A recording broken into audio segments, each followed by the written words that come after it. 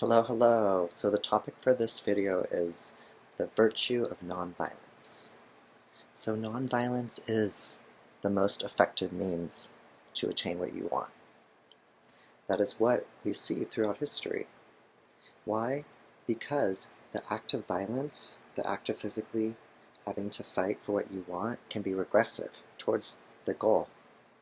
Because they have collateral against you that you use that violence. I'm speaking abstractly, on purpose.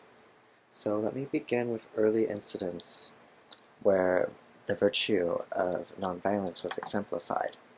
So in Mohism is something that I studied in ancient Chinese political thought. So Mohism was very much about universal love, and they disapproved of the degradation that war causes. So they were against war because they thought it was demeaning to your humanity.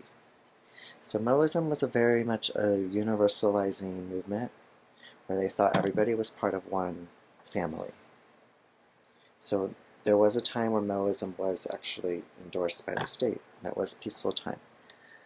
Mohism is complicated though, okay? Because it's a very ancient idea. I'm talking about something that was in the year 400 BC, so we're talking about over 2,000 years ago. So another example is when Pontius Pilate was occupying Israel, Judea at the time. There were cries by the Jewish community to stop the occupation. And they told him, please don't make us pray to the image of Jupiter. And so this public show of basically forced conscience. They're forcing their conscience against their will. And to cry out against that instead of using violence is actually a very powerful symbol. And so there are different examples of in more modern times. So the feminism movement was a lot of nonviolence. Women protested. Women chained themselves. Some women jumped in front of horses. So most of them were peaceful though. Most of them were sane protests, sane rational advocacy on behalf of women's rights in order to attain the autonomy, because women were not free back then. Women only got the right to vote in the United States about 100 years ago, 1920. So respect that women are their own free beings, and they had to use nonviolence to show their inner humanity and how it's wrong to oppress based on gender. They could not even vote.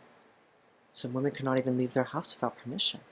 It wasn't until the 80s that married women could get credit cards in their own names.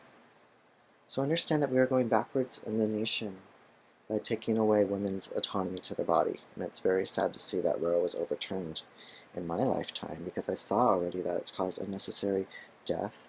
It's caused unnecessary imprisonment of women who were just seeking reproductive care.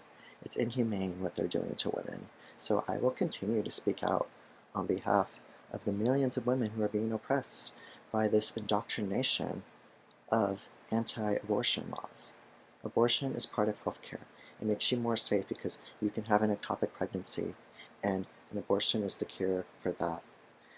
Understand that doctors are now afraid to perform medical procedures because of the complex nature that the overturning of abortion has caused for the medical field industry. The medical field needs to be able for the doctors to make the decisions and the patients to make the decisions, not the politicians and the judges. They're not the ones to make that decision. So another example of the use of nonviolence to end oppression is in Trinidad, when there was slavery. Slavery didn't end in Trinidad until like the 1840s. So the liberation happened in 1840, but that was because of the nonviolent movement. They were trying to show the inhumanity that they were oppressing people. And this was people who were being oppressed by the color of their skin, just like what happened in the United States.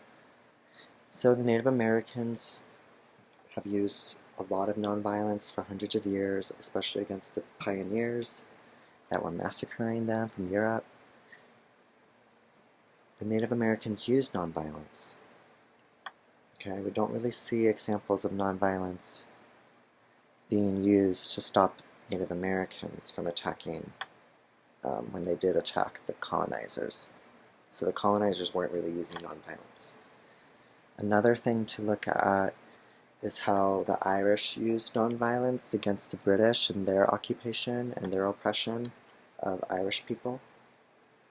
The Irish used a lot of nonviolence. And so we see Gandhi, and he is definitely one of the philosophers of nonviolence, along with Henry David Thoreau, who wrote on Discourse on Civil Disobedience. So Henry David Thoreau is an important nonviolence philosopher, and in modern times, Gandhi. Because Gandhi showed when he was being beaten, when he was a lawyer in South Africa, he was being beaten. And they were trying to tear him down and bring him down, but he stood up and was like, no, you can keep hitting me, but it doesn't change what you are doing to me. I am still standing strong in my own right. I'm strong by not hitting back. I am a better person by not hitting back. I am a higher person by not hitting back. So with the Energy Codes, which is a really great book that I recommend, they talk about tapping into your soulful self. So the Energy Codes, this was a really cool book by Sue Morter. She was one of the people who became one of the most popular TED Talks, I believe. She exemplifies the power of the soulful self. So the nonviolent self is using nonviolence as a political tool to achieve higher means to better society. They show the oppression. The one committing the violence is the oppressor. Okay? So in those protests and those people who are hitting, those cops, soldiers, wherever they are in the world, whether you're part of the government or not, if you are hitting someone, you are in the wrong. It is not right to hit somebody. Do not hit someone. Do not hit anybody. It is incorrect to hit somebody. It demeans human dignity. Okay? To actually physically keep beating somebody until they're in a coma, that is against the law. Doesn't matter if you're a cop and you do it. Doesn't matter if you're a soldier and you do it. Doesn't matter if you're a random person and you do it. If you are going to physically beat somebody into a coma, in death, near death, that is wrong. There's no reason. The reason why we show the power of not hitting back is because it taps into our soulful self. And we put down the defensive self. Because the defensive self exists in fear, in a fortress of fear from which they cannot escape. Fear is the most disempowering tool of weakness. People who fear are weak. People who do not fear are strong. Someone who stands up to fear has courage in their heart. Stand up to fear. Never, ever, ever use violence. Violence is the least effective means to attain what you want.